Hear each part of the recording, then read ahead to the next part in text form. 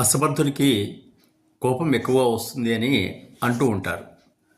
ఇక్కడ మోక్షగుండ విశ్వేశ్వరయ్య గారు ఒక చక్కని అంశాన్ని మనకు తెలియజేస్తున్నారు. కోపగించుకోవడం అంటే ఇతరుల పొరపాట్లకి మనపై మనమే ప్రతీకారం తీర్చుకోవడం. దీన్నే మన శతకారులు కూడా కోపం అంత మంచిది కాదని, అది మనకే నష్టాన్ని కలుగజేస్తుందని తెలియజేశారు.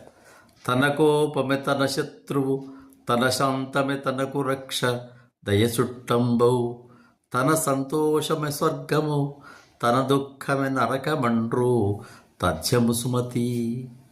తన కోపమే తన శత్రువు అన్నారు. కాబట్టి మనం ఇతరుల మీద చూపించే కోపం మన శరీరానికే ఇబ్బందిని కలుగజేస్తుంది, అనారోగ్య పాలు చేస్తుంది, బీపీలు పెరుగుతాయి. కాబట్టి ప్రతీకారం తీర్చుకోవడం, కోపగించుకోవడం అనేవి అంత సహజమైన లక్షణాలు కావు అని చక్కగా తెలియజేస్తున్నారు. కాబట్టి కోపాన్ని ఎప్పుడు ప్రదర్శించాలి, ఎక్కడ ప్రదర్శించాలి అనేది తెలుసుకోవాలి. కోపం రాకూడదు, మనం తెచ్చుకోవాలి అవసరాన్ని బట్టి. ఒక అధికారి ఉన్నాడు అనుకోండి, తన కింద పనిచేసే వాళ్ళను అజమాయిషీ చేయడానికి కోపాన్ని నటించడం కానీ, కోపాన్ని ప్రదర్శించడం కానీ చేయాలి తప్ప, నిజంగా శరీరంలోకి కోపాన్ని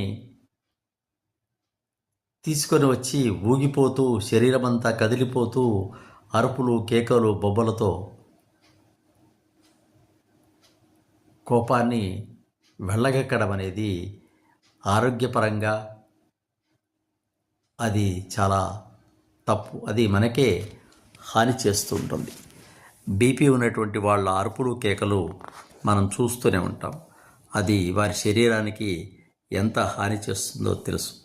కొంతమంది అంటుంటారు, నాకు కోపం వస్తే నేను మనిషిని కాను అని. కోపం వస్తే మనిషి ఎందుకు కావు అంటే, ఆ మనిషిలో ఉండవలసింది విచక్షణ లక్షణం. ఆ విచక్షణ అనేది కోల్పోయి పశువులాగా మారుతాడు. పశువుకు విచక్షణ జ్ఞానం ఉండదు. అప్పుడు నేను మనిషిని కాను అనడం నిజమే. అది అప్పుడు నాలో పశు లక్షణాలు ప్రవేశిస్తాయి. నేను ఏం చేస్తున్నానో ఏమీ తెలియదు. కోపంతో ఒక నిమిషం సహనం కోల్పోయి చేసేటువంటి పనులతో జీవితాంతం శిక్షలు అనుభవిస్తున్నటువంటి వాళ్ళు కూడా ఎంతోమంది ఉన్నారు. కాబట్టి కోపాన్ని ప్రదర్శించడం మంచిది కాదు.